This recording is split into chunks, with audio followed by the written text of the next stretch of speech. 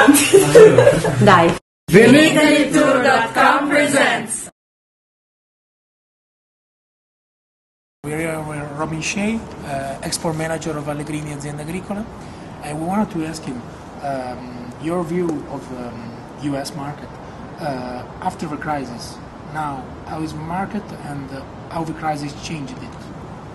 Well, definitely, I think there's a focus on value in the market right now. So, whereas perhaps we lived a very happy time at the end of the 90s and even earlier in the decade when experimentation was really what the wine industry was about, and in terms of diversity, Italy has an incredible amount to offer to the market at a very reasonable price as well. So we really had a boom of the alternative varietals coming out of Italy, fantastic quality wines. But the crisis I've seen in the market, people are much more careful with their $10 spend, with their $20 spend, with their $30 spend, so they really want to go with the brands that they know, they trust, and that they're confident of getting the quality in the bottle.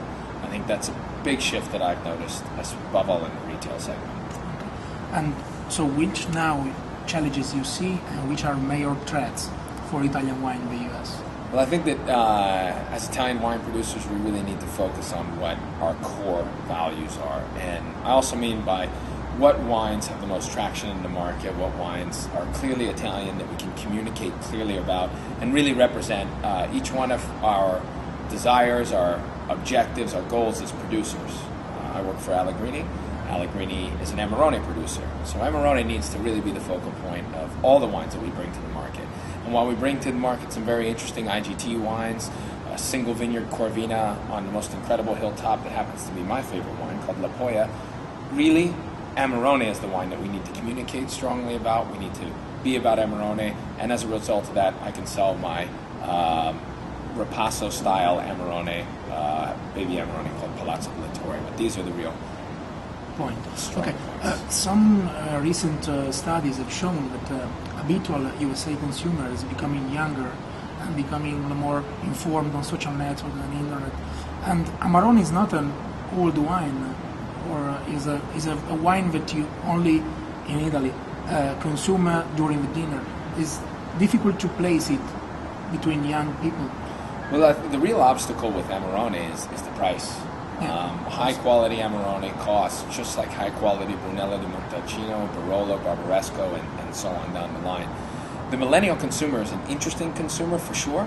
However, the millennial generation is unemployed, very overeducated and underemployed, unfortunately. So they can't afford it. They cannot afford it. And really, even when we get into most wines, such as even Chianti and some of the finer appellations of Italy, really that's out of the price point of the current millennial consumer right now. That consumer exists at a sub-$20 price point. And so we really need to find the wines that can represent who we are as a producer at that price point. And for me, it's a wine called Palazzo Villatore, which has a little bit of Amarone or dried grapes and a little bit of fresh grapes. 30% dried grapes makes about 30% the price of Amarone, and I can sell it at about around $19 on the shelf. Okay. And since the price is not a focus you can change because Amarone costs, you can work, or you think you can work on social networks, on the internet, on this kind of new way of promote your wine? Or what are you doing? What are you doing now for that? Well, for example, on all the back of our bottles currently, we have the QR codes, which allows the consumer directly to scan that code and go directly to a video, our website, find out directly about the product.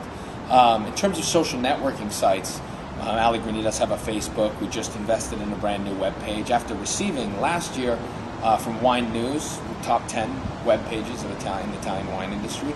We've just revamped it again. So we're making steps in that direction, but really the Italian producer to get in contact with the American consumer via social networking is a big challenge because we're 6 hours apart.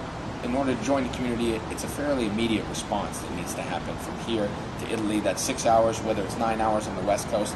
So really understanding how to join the social community via Twitter, Facebook, etc., and be relevant to the American consumer is the difficulty that I think that European producers are going to have, and but one that we're going to take on. So.